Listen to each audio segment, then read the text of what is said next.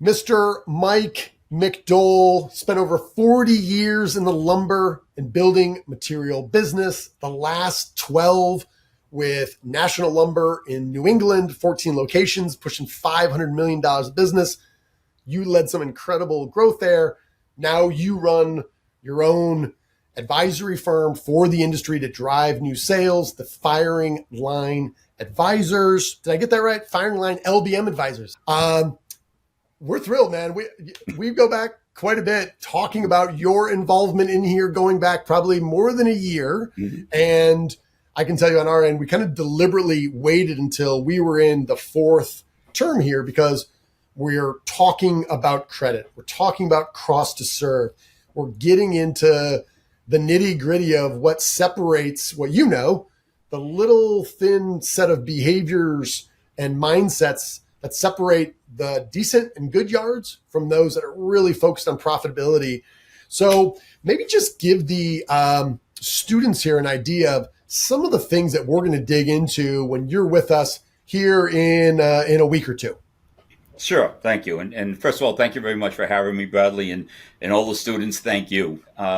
So as Bradley said, I've been in the business 40 plus years, started off just like the students. I started off knowing nothing, came on the counter, was taught, the product knowledge is relatively easy as far as training and so on. The vendors take care of that. But what Bradley's doing in the OSR Academy, and I know this is towards the end, but teaching you beyond the product knowledge. And so the reason Bradley has me on is to kind of talk about how does a lumberyard actually make money? And I know that may sound too simplified because, you sell it for X, you buy it for X minus, and there's your profit. Well, that's just gross profit. There's a lot of cost that goes into every LBM dealer. And a lot of these salespeople don't truly understand it or don't, take it into consideration, let's say.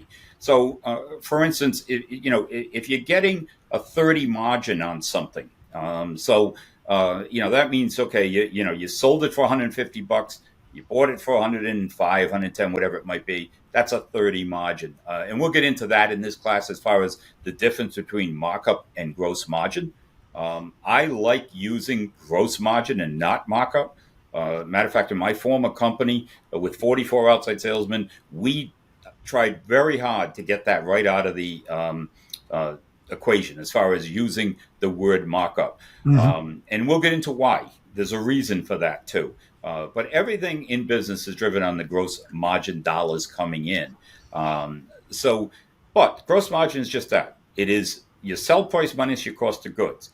Then from there, and this is what we're going to get into in this class, is what are some of the expenses? And we're not going to get into the nitty gritty and spend an hour talking about a P&L, but what are some of the basics that, especially the ones that can be either negatively or positively affected by salespeople, whether it be counter salespeople, inside sales, contract, outside sales, what have you.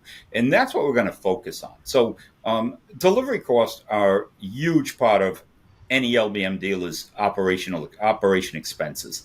And because it's $6 to $7 a mile it costs to make a delivery between the driver, the insurance, the fuel, And so and just like a little teaser, if you order, just one thing that we're going to talk about is how you as a salesperson, how can you affect that? And you may say, I can't change that cost per mile. While that's true, what you can change is how many deliveries go to a job site. Okay, how often are you going there? Are you going there more than you should because you as a salesperson didn't do your job correctly? What about, can you consolidate loads?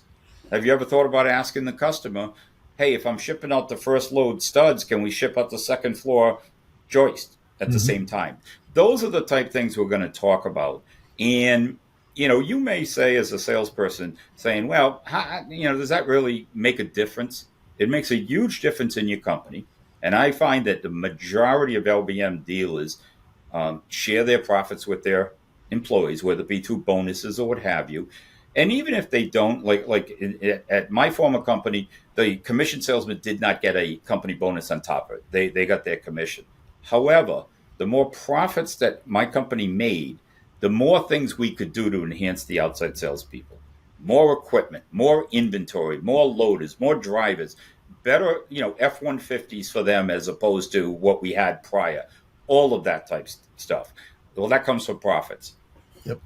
And so I don't want to go on and on, but that's kind of what we're going to be talking about in this class. Yeah, and I think you're hitting on some obviously critical stuff that I would say also builders and remodelers struggle with as well. When I was in purchasing for a builder, I would constantly be reminded that you price to the market, not to margin. Mm-hmm. And you're like, well, that makes sense, right? Supply and demand. If I can sell this for more, should I, right? So not only I think is this a skill that can help you make more money for yourself and your company for our students here, but it's also when you start building this relationship deeper with your customers and you want to help them work less and make more profits, go back to this idea of why does an additional outlet in the den cost $250 when the electrician can do it in 4 minutes? Because you can price to the market, right? Mm-hmm. So I think you're going to get super specific into our LBM industry based on your experience coaching salespeople and helping them be really profitable. The other thing is once I figure this out and I get really confident myself, I'm going to look and I'm going to see the exact same principle that's violated by my customers. Mm-hmm. And now we can help them do that. So, Mike, I'm excited, man. It's going to be fun. And we're going to send out a few questions. And by the way, I would also say this is kind of another unique example for our students here that Mike has probably had any sort of situation or conundrum or challenge that any of your leaders have had. So if you are struggling and thinking about, hey, how we lead or good, bad, or otherwise, with some of your leadership and you want a safe environment to ask Mike a question, what it's like from that sales leadership role, it's going to be a perfect time to do that as well. So, all right, Mike, any parting words before we go? I am looking forward to it, and I want it to be interactive, and I want the students to ask as many questions as they want. I'll try to answer them to the best of my knowledge. And Sounds using good. my experience, of course, to your point, not only 40 plus years, but being the senior VP of sales for a large company, there's a lot of things that I've experienced that maybe I could help them with. Exactly. All right. Mr. Mike McDole, thank you. We'll see you there. Thank you. Bye-bye.